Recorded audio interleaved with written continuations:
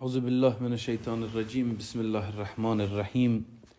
انا لله و انا الیه راجعون.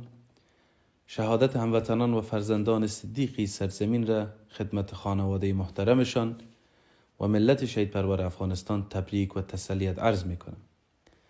افغانستان در ماه‌های گذشته جنگ‌های فراوانی را شاهد بود و مردم ما در اقصا نقاط مختلف مقاومت کردند و استادگی نمودند، تا اینکه متاسفانه به دلایل مختلف جنگ به نقطه‌ای رسید که افغانستان در تنگنای سقوط قرار گرفت.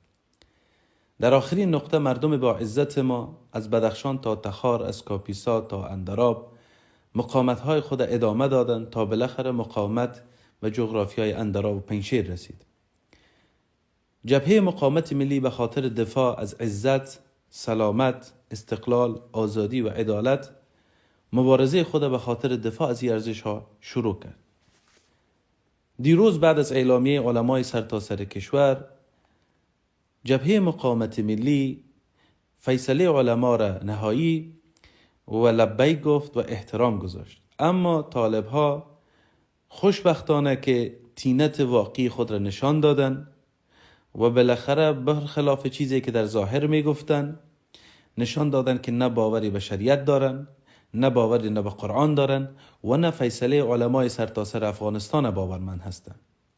و بعد از فیصله علما اونا حملات گسترده خود برخلاف فیصله بالای ملت و مردم ما شروع کردند که باعث کشته شدن تعداد زیادی از هموطنای ما از جمله بخشی از خانواده ما شدند. ما نه تنها با این شهدا جگرخون و ضعیف نیستیم، بلکه از دیرباز چه خانواده ما مثل تمام خانواده های دیگه به خاطر عزت، به خاطر دین، به خاطر خدا و به خاطر افغانستان مبارزه کردیم و شهید دادیم. هموطنان عزیز، امروز اتفاقاتی که افتیده روان است تصویر کوچکی از آینده افغانستان می باشد. آینده‌ای که بیگانه ها به کمک این افرادشان، به کمک این نماینده ها و مزدورانشان میخواهند افغانستان پیاده بکنند. و اوی تصویر نیست که افغانستان یک افغانستان عقب مانده باشه، تاریک، بدور از هر گونه فرهنگ و هنر، اتحاد و اتفاق، و همچنین افغانستانی که در یک انزوای سیاسی اقتصادی توسط دنیا قرار داشته باشه و به انزوا بره و نه کسی با ما کار داشته باشه و نه دیگه افغانستان یک سیاست و برنامه مستقل مربوط خود را داشته باشه. حمله دیروز به واضح نشان داد که نیروهای بیگانه همسو و در کنار طالبها در مقابل ملت افغانستان از دیرباز قرار داشتند و هنوز حضور دارند. امروز پیام مشخصی به مردم عزیزمون داره. هموطنان ما در هر گوشه‌ای که هستین، چه در بیرون و چه در داخل، فراخوان میتیم که قیام عمومی را به خاطر عزت، آزادی و سربلندی وطن ما آغاز کنیم. هر کسی به هر شکلی که میتونه استاد شود و فریاد هیهات من الذل را بلند بکنه. ما در کنار هم میهنان و هموطنان خود به چه شکل کسایی که مقاومتگر هستند و تا امروز و امی لحظه‌ای که صحبت میکنم در دره در جغرافیای هندوکش، پنجشیر و اندراب هنوز حضور دارند و هنوز مقاومت دارند، و چه مثل خواهران با عزت ما که در هرات و کابل صدای فریاد دادخواهی خود بلند کردند، و چه مثل هموطنان ما که در بیرون با تظاهرات صدای بر حق مردم ما در بیرون شدند. ما با شماستیم و از شما تشکری میکنیم و در کنارتان استاد میشیم. و خواهش ما است که هر برادر و خواهر ما در هر گوشه ای وطن که هست به هر شکلی که میتونه به خاطر نجات وطن از او تصویری که پیشتر گفته شد به پا خیزه، استاد شوه، قیام بکنه و مقاومت بکنه. کسانی که به شکل مبارزه مسلحانه میتونن ما در کنارشان حضور داریم.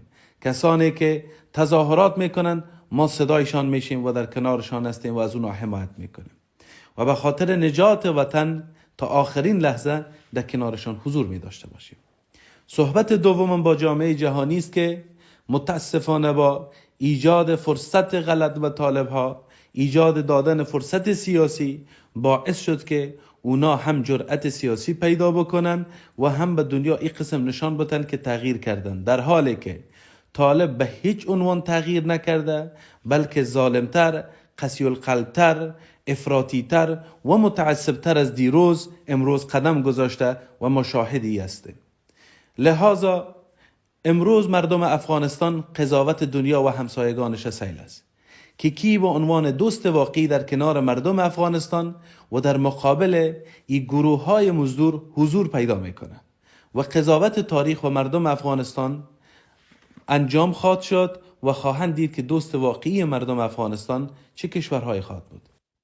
روی صحبت دیگر من با او عده از افرادی است که در کنار طالبا قرار گرفتن به نیت ای که در مقابل تجاوز جهاد میکنن. امیدوار هستم امروز با ظلم ها و با جنایت هایی که طالب کاملا مخالف شریعت اسلام، مخالف فیصله علما و مخالف روحیه ملی و روحیه اسلامی انجام دادن، امیدوار هستم که اونا از خواب غفلت بیدار شده و بفهمند که خود را، خانواده خود را و آینده خود را و آخرت خود را به تباهی میکشن. شمایی که شاید با نیت خیر خیسته بودین، امروز وقت جبران اشتباهاتتان رسیده. شمایی که از بدخشان تا تخار، شمایی که از هلمند تا قندار حضور دارین، وقت جبران اشتباهاتتان امروز است. در کنار مردم ملتتان قرار بگیرین، از خداوند عفو بطلبین که دست به خون بیگناه دراز کردین و هنوز خداوند به شما فرصت ایره داده تا اشتباهاتتان جبران نموده و دنیا و آخرتتان آباد بسازین. امیدوار هستیم که با درک درست از اوضاع و شناخت دقیق دشمن شما به اشتباهاتی که تا حال انجام شده بیشتر از این مرتکب نشین. یک بار دیگه شهادت جوانان صدیقی سرزمین را خدمت همه تسلیت عرض می کنم و متعهد به تعقیب رای آن هستیم. جبهه مقاومت ملی به زودی سخنگوی جدید خود اعلان نموده و بار دیگه اعلان میکنه که شهادت افتخار ماست و به هیچ عنوان شهید دادن و همچنین فشارهای بالای جغرافیا آوردن از روحیه ما نمیکاهه، بلکه در کنار ملت و مردم خود تا آخرین نقطه و تا آخرین لحظه جبهه مقاومت تا آزادی افغانستان و پیروزی مردم افغانستان ادامه خواهد داد و ما باورمند هستیم که ان شاء الله به توفیق پروردگار و همت مردم ما پیروزی حتمی است و در مقابل اراده یک ملت هیچ قدرت و نیروی استاد شده نمیتاره. و السلام علیکم و رحمت الله و برکاته.